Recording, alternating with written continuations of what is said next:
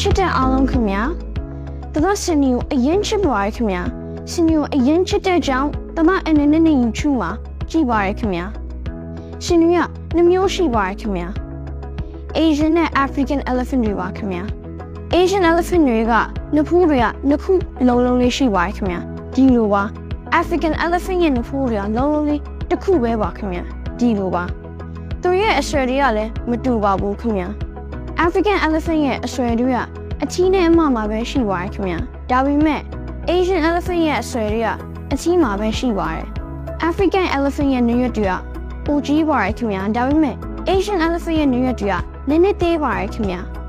သူက African elephant တွေကိုအင်းနဲ့ YouTube မှာကြည့်ပါတယ်ဒါပေမဲ့ Asian elephant တွေကစင်စခန်းနဲ့တလိပ်ဆင်ရုံမှာသူကကြည့်ပါတယ်